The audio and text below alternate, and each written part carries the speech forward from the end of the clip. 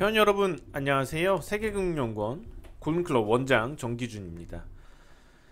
골든클럽 회원 여러분들 최근 들어서 시장 상황이 조금 갈팡질팡하는 듯합니다. 왜 그러냐 하면 지금 위치가 지지하고 저항대가 같이 형성되는 시기이기 때문이에요. 그리고 국내 주식시장들 개별적으로 종목들을 보게 되면은 너무 빠르게 좀 순환매도 진행이 되는 것 같고요. 그냥 한 번에 쭉 올라가는 업종이 있기보다는 한 번 쭉 올라가는 종목이 있으면은 또 조정을 보이면은 다른 종목들이 움직이고 다른 종목군 업종이 이게 계속 반복이에요. 그러니까 갈팡질팡 하는 것 같고, 어떻게 투자자 여러분들이 접근을 했을 때 실제로 규칙에 의해서 움직인다기보다는 어떤 불규칙한 랜덤워크라 그러죠. 규칙성을 갖지 않고 움직임을 하다 보니까 실제로 투자자들이 단기적으로 뭔가의 예측을 통해서 수익을 얻어가는 게 쉽지가 않습니다. 단기적인 관점에서 투자를 해서 수익이 날 수 있는 가능성이 줄어든다면 실제적으로는 전체적인 시장은 상방향이라 하더라도 그 시장에 대해서 이렇게 하나하나 종목별로는 리스크 관리에 유념하는 게 더 좋을 수도 있다는 거고, 다만 이거는 단기 관점, 장기 관점에서 바라본다면 좀 다르죠. 단기적으로는 종목별로 크게는 1-20%, 적게는 5에서 10%그 수준에서 움직일 수는 있어요. 오를 수도 있고 내릴 수도 있고. 근데 장기적으로, 중장기적으로 봤을 때는 이거는 그냥 하단에서의 어떤 움직임일 뿐일 거라고 생각이 됩니다. 판단이 됩니다. 국내 주식시장이 바닥권에서 탈출해 나오기 위한 과정들, 묵혀있는 매물들도 많을 거고, 그러면 실제로 그 매물대들을 뚫고 올라가는 데 있어서는 많은 노력이 분명히 필요할 거예요. 시장이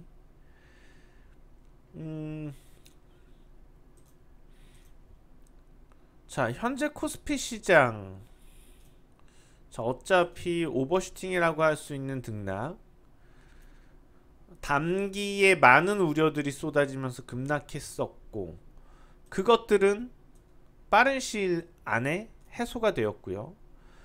그렇다면 이러한 오버슈팅 된 부분들이 제거가 된다면 현재 채널을 그릴 수 있는 것은 바닥권이라고 할 수 있는 이 부분이 되겠죠. 채널을 보면 2000선에서 2130선 정도 됩니다. 그러니까 130포인트, 6%에 가까운 그러한 채널 자체가 지금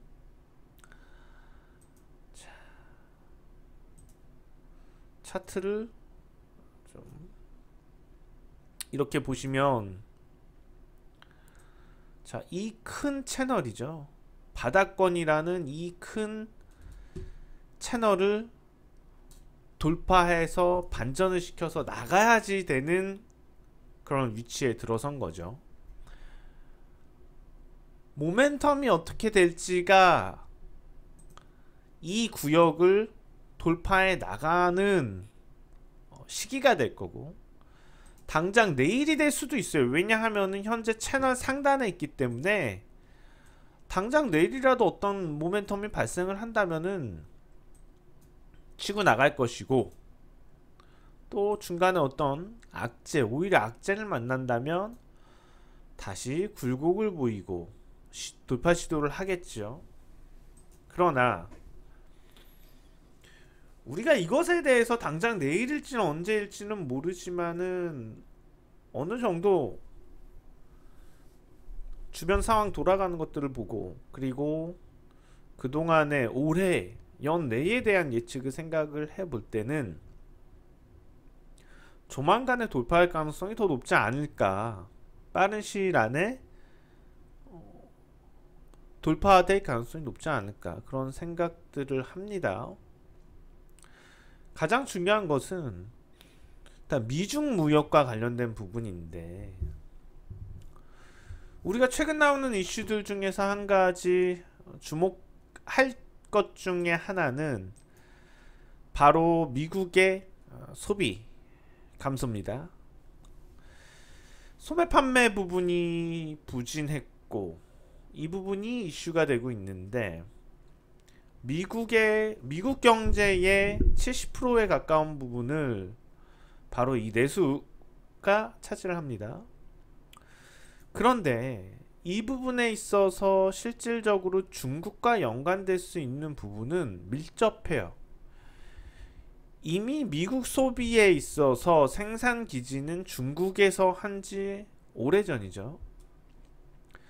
그렇다면 결과적으로 미국과 중국의 무역 협상이 잘 이루어지지 못한다면 현재의 악화될 수 있는 미국의 소매 판매 부분, 큰 문제가 될 수가 있겠죠. 그러니까 그런 부분들을 우리가 생각해서 간다면은 실제로 미국도 중국하고 협상을 안 할 수는 없어요. 당연히 미국도 중국하고 협상을 해야지 되는 부분입니다. 만약에 미국이 협상을 잘 못한다면, 미국이 중국과 협상을 못한다면 당장은 아니겠지만은 시간을 두고 경제에 큰 위협이 된다는 걸 미국 경제당국 트럼프까지도 알 수밖에 없는 거고요. 그런 차원에서 생각한다면은 이번에 미중 무역 협상 구두적으로 되긴 했고, 다음 달 초에 도장을 찍기로 했다 하지만 여기서 의심도 많고, 도장을 진짜 찍느냐에 대한 의심도 많고 우려도 많이 있어요, 아직. 그래서 이런 부분들 때문에 아직 불확실성이 존재한다. 그래서 전체적으로 시장이 약화되지, 그 부분과 관련된 부분은 아직까지 크게 호재로 작용이 되고 있지 않지만, 그렇지만 가능성을 따졌을 때는 타결될 가능성 상당히 높다고 보고 있습니다. 그래서 그런 점들도 감안을 해서 우리가 생각을 해야지 될 거고, 물론 이제 뉴욕 증시하고 국내 주식 시장의 모습과 상황들은 차이가 있겠죠, 당연히. 뉴욕 증시는 이미 계속 올랐고, 국내 주식 시장은 계속 바닥권에 머물고 있었고, 실제로 미국 같은 경우에는 미중 무역 불찰, 미중 무역 전쟁과 관련돼서 초기에는 미국이 당연히 유리할 수밖에 없는 구조였을 거예요. 관세 관련된 부분도 있고.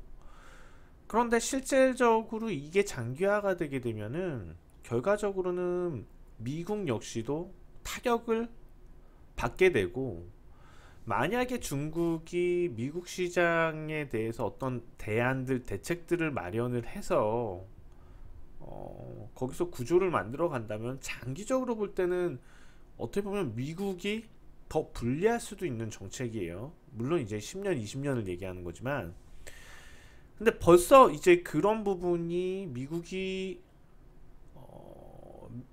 중국과의 무역 불찰, 무역 전쟁으로 인해서 초기에는 오히려 안 좋은 부분보다 득이 되는 부분도 얻었다면, 지금은 이제는 서서히 여기서 부정적인 문제점들이 벌써 나타나기 시작을 하는 거죠.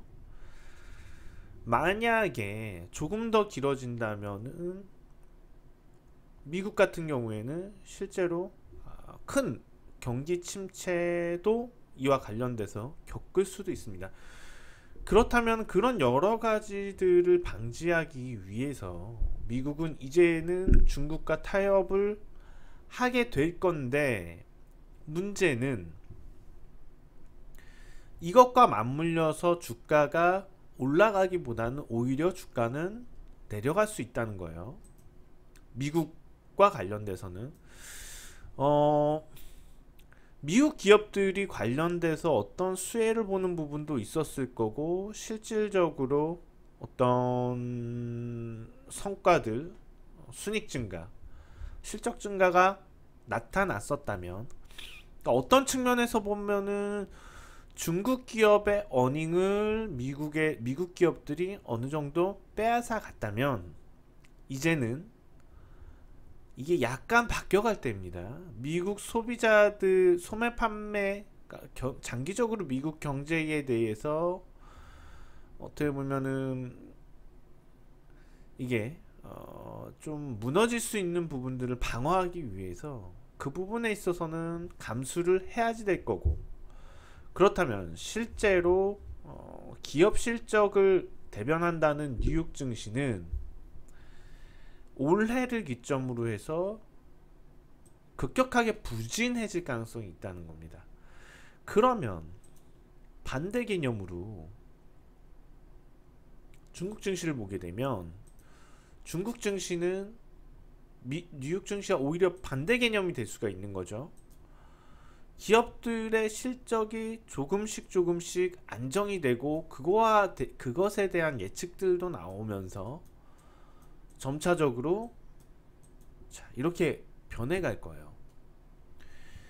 이와 더불어서 기대할 수 있는 부분은 뉴욕 증시를 이끌었던 그러한 대규모 자금들 아주 빠른 속도로 중국을 비롯한 관련국들로 다시 유입될 수 있고, 그렇다면 거기서 수혜가 될 수 있는 증시는 대표적으로 또 국내 주식시장이 될 수가 있겠죠. 자, 국내 주식시장 기관의 매수세도 한번 보고 갈 필요가 있는데, 이번에 기관 연기금이지만 연기금의 플레이가 나름대로 생각했을 때 괜찮은 것 같아요. 지금 이제 빨간 선이 외국인, 파란 선이 기관, 그 다음에 지금 검은색 선이 코스피 지수입니다. 보시면은 외국인이 올해 좀 좋았었는데, 국내 주식시장에서 좀 괜찮은 역할을 했었는데, 기관에서 많이 매수를 하다 보니 하반기 들어서 기관에서 매수가 좀 많죠. 그러다 보니 맞잡은 상태에서 누군가가 팔면 누군가가 살 수밖에 없는 거잖아요. 그러다 보니까 외국인은 순매도로 나옵니다. 이게 환율 상황과도 좀 연관이 있는 것 같고, 무슨 얘기냐면 어쨌거나 외국인이 팔게 되면은 환율은 원하는 약세를 보이게 되죠. 원달러 동향인데, 실제로는 만약에 기관에서 국내 주식을 많이 매입을 안 하고 정상적인 상황이었다면 외국인도 덜 팔았었을 수 있고, 결과적으로 환율은 더 내려가 있을 겁니다. 자, 여기서 포인트를 잡아야 될 건 그거예요. 미국의 국내 경기 전망에 대해서 이미 뭐 바닥이라고 할 수 있는 많은 것들이 나왔다면, 미국 경제 상황에 대해서는 이제부터 좀 안 좋은 방향으로 간다. 자, 반면에 국내의 연기금을 중심으로 해서 어떤 수급들이 움직여주고 있다면, 실제로 국내 주식시장에 대한 매력도는 뉴욕 증시보다 높을 수 있고, 환율 전망과 관련돼서도 유리한 부분이 존재를 합니다. 그렇다면 원화에 대한 강세, 환율은 하락이죠. 원달러 환율은 하락, 원화는 강세.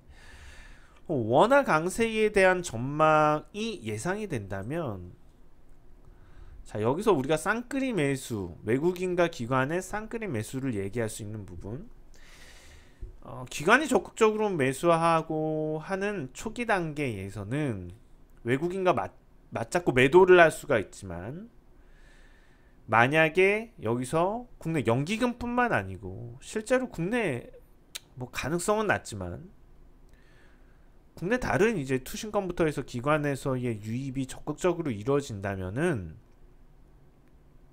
외국인이 따라서 안 살 수는 없거든요. 그 상황이 되면. 왜냐하면은 환율과 관련된 전망이 지금 이제 외국인이 맞잡아서 파는 부분도 영향이 있을 거고, 이게 선순환 구조로 돌아가게 되면은 실제로 환율에서 유리해지니까 원화가 강세를 달러화 대비해서 원화 표시 자산에 대한 수요를 늘릴 수가 있는 거죠. 그럼 외국인은 다시 매수로 전향을 할 가능성이 있는 거죠. 이런 측면들을 복합적으로 계산을 해 놓고 본다면 아직은 외국인은 팔고 있고 기관은 매수지만 이달 중순 지나면서부터는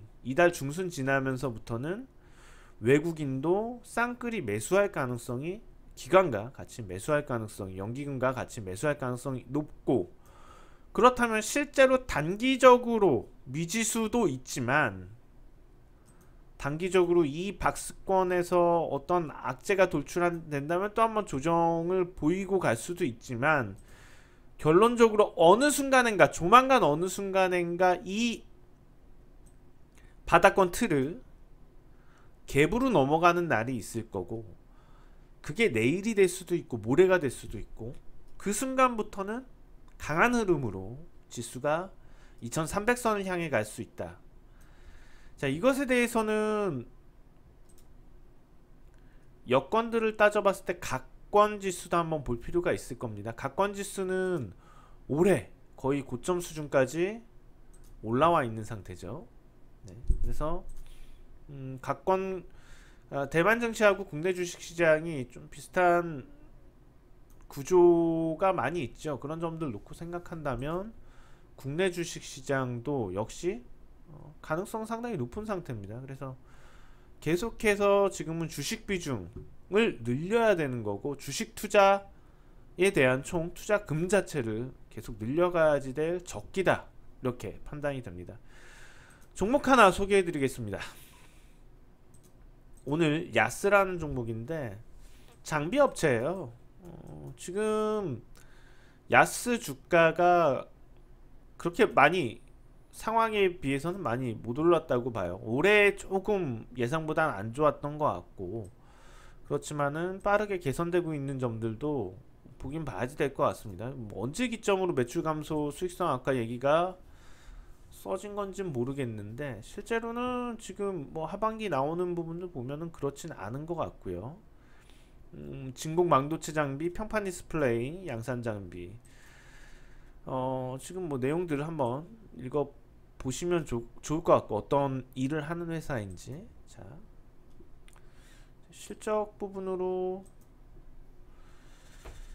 지금 이제 1800원 올해가 매출은 조금 정도 약간 늘 것 같고, 아무래도 경기, 이런 올해 IT 경기 생각한다면은 실제로는 상당히 선방을 한 겁니다. 내년에 풀릴 거를 감안한다면 올해보다 순이익이 많이 늘어나겠죠. 이런 거 따졌을 때 현재 주가 수준은 PER 6배 수준 정도밖에 안 되죠. 그래서 이게 시장만 돌아온다면은 PER 15배까지도 생각을 할 수 있기 때문에 지금은 이런 종목도 그냥 담아둬도 괜찮지 않을까 생각이 듭니다. 종목들을 볼 때 지금 오히려 큰 수익을 원하신다면 1년씩 보고 하는 것도 좋을 것 같아요. 이런 실적 잘 나오고 있는 종목들이요. 그래서 단기적으로 어떤 방향성이 명확하다면은 단기 투자 전략 좋지만, 지금처럼 아주 짧은 관점에서는 불확실성이 있다면은 단기적으로는 좀 비중을 피하시고, 오히려 중장기 종목들, 아니면은 뭐 한 달 정도 볼 수 있는 종목들 압축해 가는 것도 좋지 않을까 생각이 듭니다. 시장은 희망적입니다. 다음 주에 또 더 밝은 목소리로 찾아볼 수 있도록 시장이 잘 돼줬으면 좋겠습니다. 지금까지 세계금융연구원 원장 골든클럽 정기준이었습니다. 회원 여러분 감사합니다.